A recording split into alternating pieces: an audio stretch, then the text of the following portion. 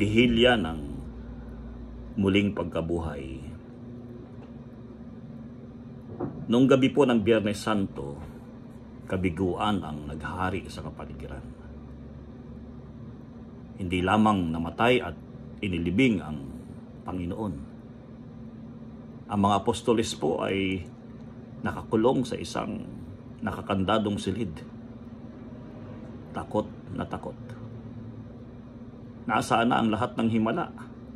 Ano na ang nangyari sa lahat ng mabulaklak ng salita ng Panginoon? Mukha yatang iniwan sila ng Diyos at ang kanilang mga pangarap.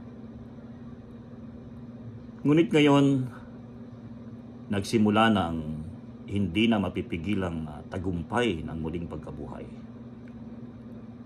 Walang laman ang libingan. Wala na ang malaking batong nakaharang. Ang anino ng krus ay dinaig ng nagniningning na liwanag ng bagong nilalang. Ang parabagang kabiguan ni Kristo ay umusbong tungo sa tagumpay.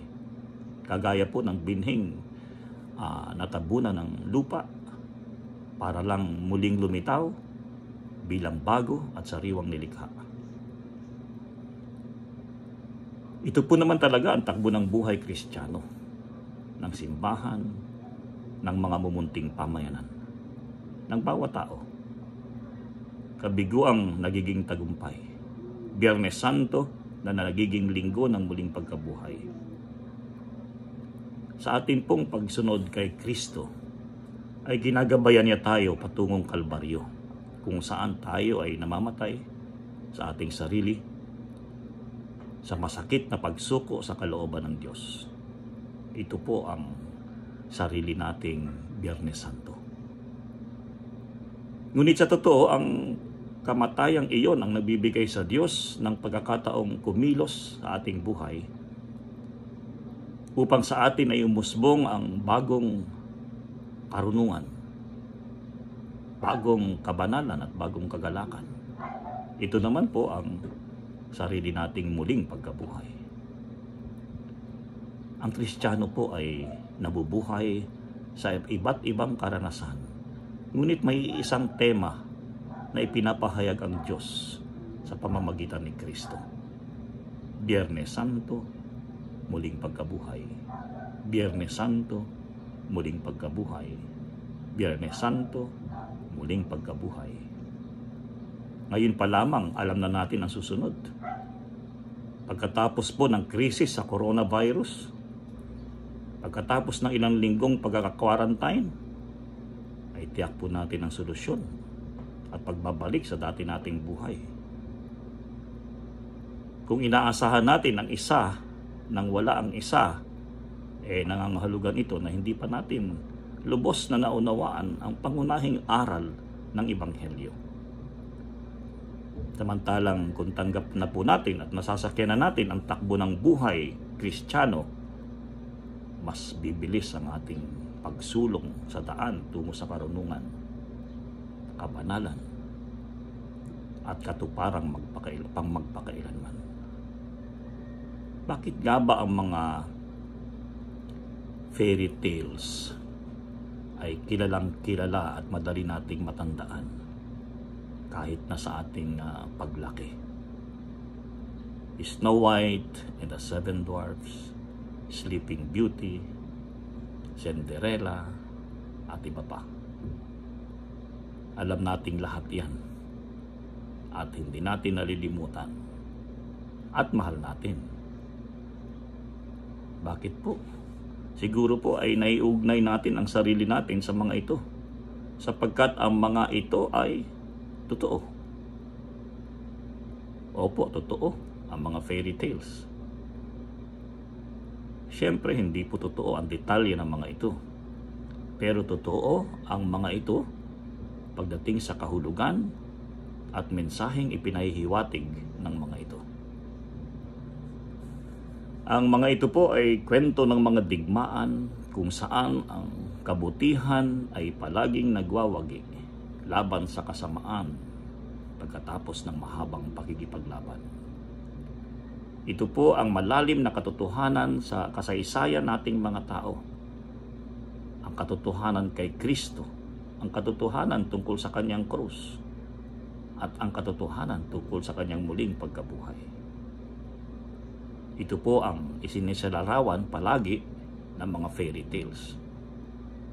Mahina ang mga bayani, parang mga tupang dinadala sa katayan, samantalang napakalupit na mga kontrabida, makapangyarihan, marahas.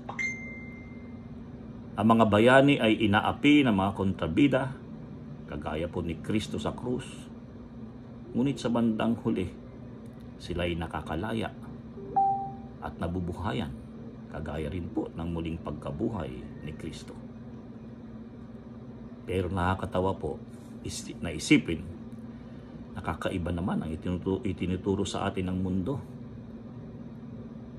Mga kwentong ibinubuhos sa atin araw-araw ng mass media, ang mga kwentong inilalahad ng mga patalastas.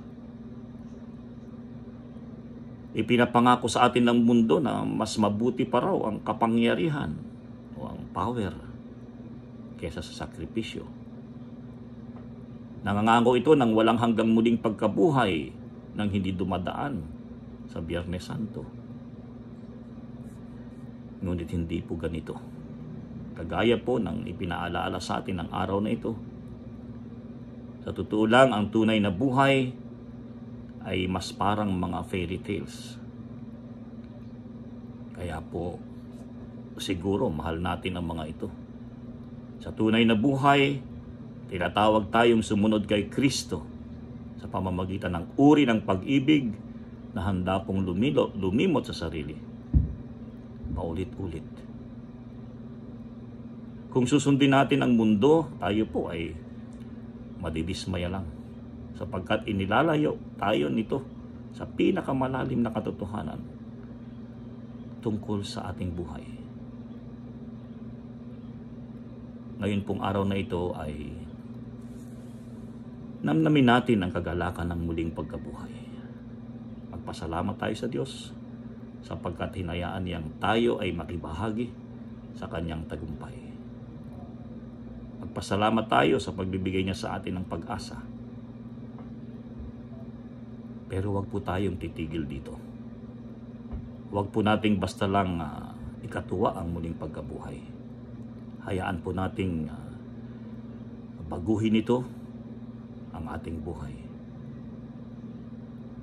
Ang muling pagkabuhay ni Kristo ay hindi lamang isang magandang ideya. Ito po ay kapangyarihan ng buhay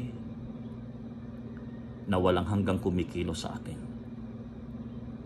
Meron pong 8 linggo ang panahon ng muling pagkabuhay sa kalendaryo ng ating simbahan.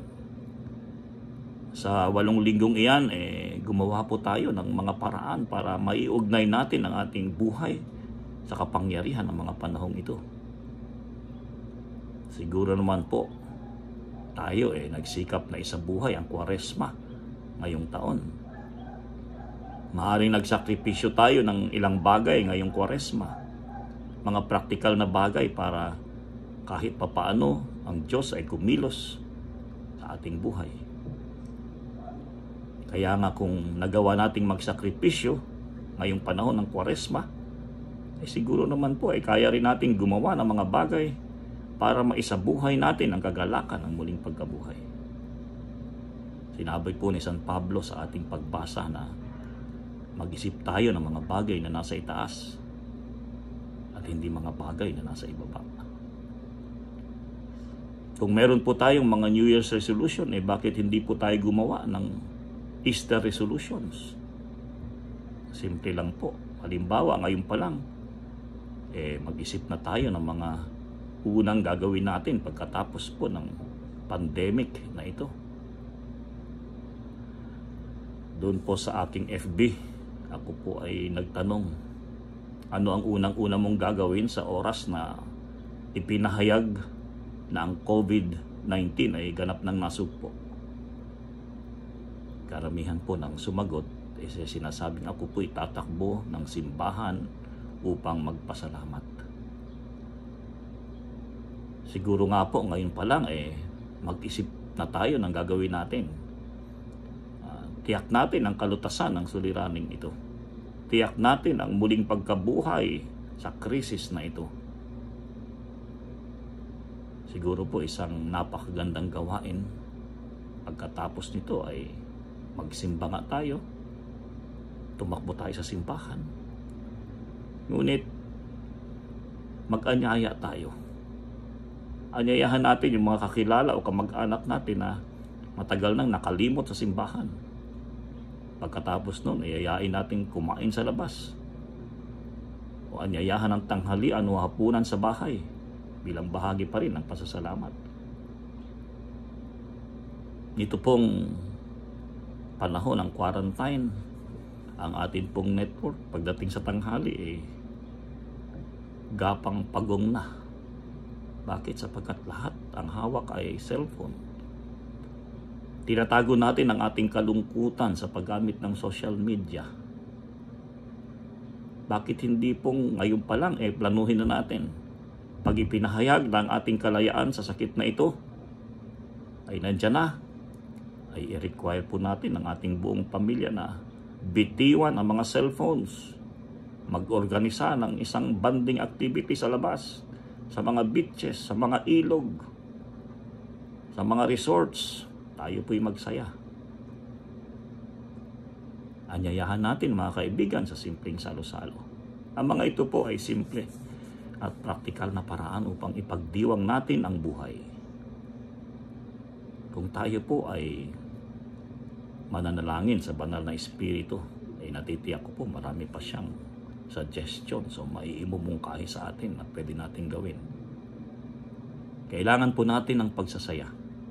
Kagaya ng kung paanong nangailangan tayo ng panahon ng pagsisisi at pagsakripisyo sa ating mga kasalanan noong Kwaresma.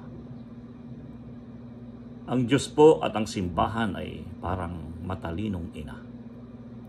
Nagbibigay sa atin ng 6 na linggong Kwaresma at 8 linggong muling pagkabuhay. Nagbibigay sa atin ng mga pagsubok kagaya ng coronavirus. At tiyak din nating siya ay magbibigay ng muling pagkabuhay sa kalutasan nito. Sana po ay makinabang tayo sa kabutihang ito ng Diyos.